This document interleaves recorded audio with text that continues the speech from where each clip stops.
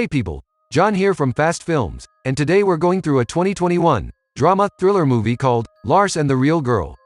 The movie opens with a man named Lars in a converted garage, looking towards a house where a lady named Karen comes out of, walking towards the main building of his home.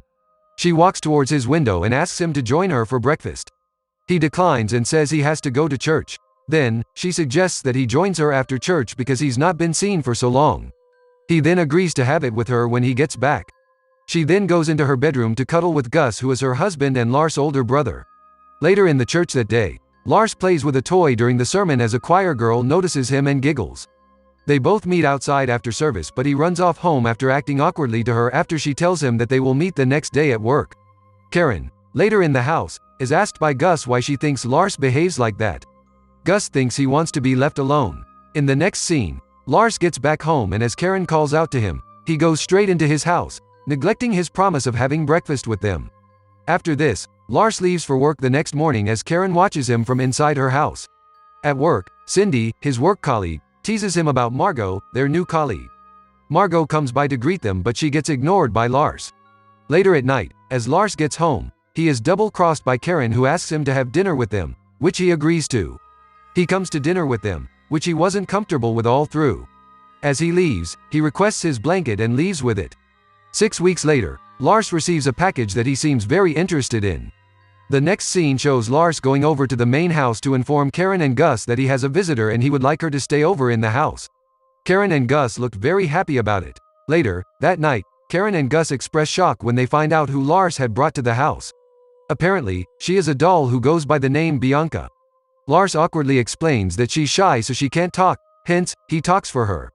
Even as they have dinner, Lars brings up a lot of stories about her. He later asks that she be given some clothes to wear and a room to sleep in. After which his requests had been met and Karen had promised to take Bianca to go see the family doctor named Dr. Dagmar the next day, Lars leaves. Afterward, Gus sneakily goes to get the package details in order to search for anything about Bianca. He checks the internet for the details and finds other dolls just like Lars's own, which disturbs him further. The next day, they all drive to go see the doctor as Lars consistently engages in conversation with Bianca also. At the hospital, Dr. Dagmar tells Lars that Bianca's blood pressure is low. Because of this, she requests that he brings her to the clinic weekly. Behind Lars' back, the doctor sees Gus and Karen about Lars, as they try to work out a solution for him, thinking he has a mental condition. Dr. Dagmar advises them to play along with him, pretending Bianca is real.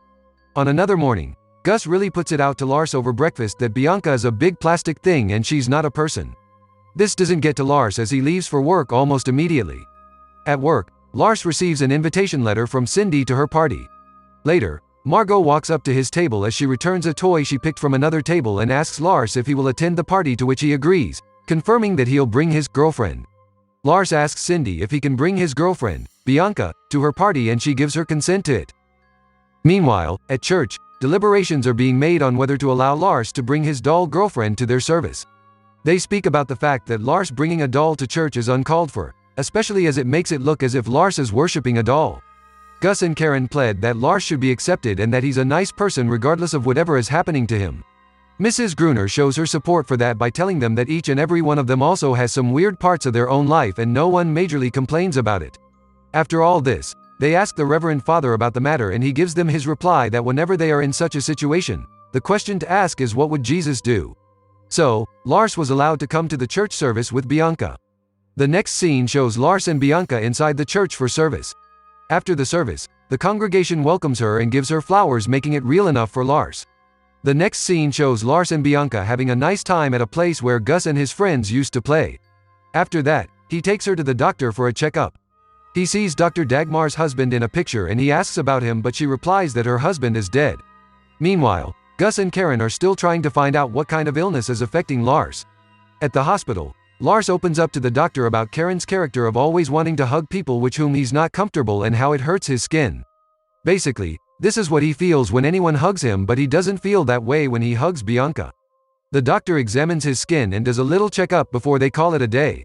The next scene shows where Lars takes Bianca to the party. Cindy welcomes Lars and Bianca to the party, introduces her husband, and then asks Lars if he cares for a drink. Lars looks at Bianca before telling them he's gonna have one drink, and Cindy asks him if Bianca also cares for a drink, but he replies that Bianca doesn't drink and that she doesn't like him drinking either, but he's gonna have one anyway. As Cindy speaks to her friend, they admire how long Bianca's hair is and speak about how Lars really likes long hair and doesn't want it short, but Lars tells them he doesn't care as long as Bianca likes it. The people at the party wonder how much of a weirdo he is, but he doesn't care and he uses every opportunity to show care and affection to Bianca at the party. The next day, Lars visits the doctor and expresses his sadness over Bianca's situation of not being able to give birth and the fact that her mother died while giving birth to her, which they both have in common. He feels restless and begins to have a panic attack, but Dr. Dagmar calms him down and tells him it is all right. Consequently, as time passes by, Lars continues to treat Bianca as a real girlfriend, taking her shopping, having her hair fixed, and dancing with her in the room.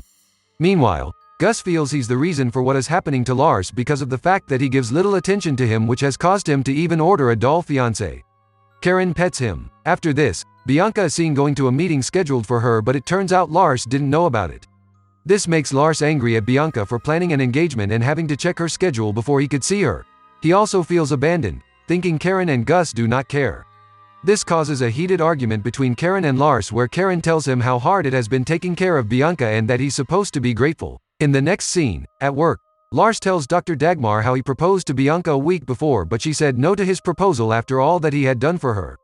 Dagmar sympathizes with him, however.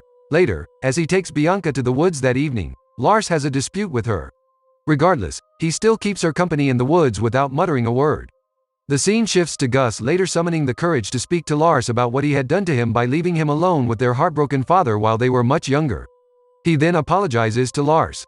The next day, Lars finds Margot at the office crying over her breakup with Eric. Lars goes to console her. Margot then asks him to go bowling with her on Friday, which he accepts. That Friday night, Lars feels attracted to Margot while they play, but he later tells Margot he would never cheat on Bianca no matter how hard Margot tries. Margot, knowing his present predicament, also responds that she too would be happily married to a man like Lars who would never cheat on her. Later on, when Lars takes Bianca to the hospital the next week, he is bothered that the treatment is taking too long and also bothered about why Bianca had declined when he asked her to marry him. The next morning, Lars screams and says Bianca won't wake up. Seeing nothing different, Gus tries to tell him nothing is wrong with Bianca, but when Karen enters she suggests that Lars calls 911. Gus feels pretty awkward about this idea but doesn't have a choice. The police arrive and they take Bianca in an ambulance to the hospital immediately. The sight of these police officers explaining to their superiors the reason why they expended government resources will be quite delightful. The doctor asks Lars to wait outside. Soon, Dagmar comes out to tell them Bianca is dying and would need to stay at the hospital until she's stable. Karen first thinks that it's Dr. Dagmar's decision to lie to Lars, but Dr. Dagmar explains to Gus and Karen that it's always been Lars making all the decisions. Lars himself found Bianca to be real and then unconscious. Now, he has decided that Bianca is dying. The news gets out about Bianca's sickness and the community gets worried for Lars' sake. Since Lars says Bianca would rather sleep over with him at home, Dr. Dagmar lets him take her home so that he's not too bothered. At some point, Gus and Karen take Lars to the lake. As soon as they leave him with Bianca, Lars kisses Bianca and later considers her dead. The next day, the church arranges a funeral service for Bianca. Lars asks them not to wear black, but only he does.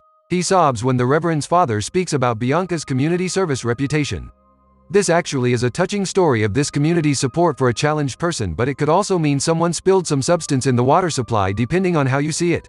After the funeral, Gus stays back at the gravesite to thank Dr. Dagmar and later invites her to the house. In the final scene, Margot also goes to meet Lars and he asks her to take a walk with him, which she happily accepts. Thank you for watching, guys.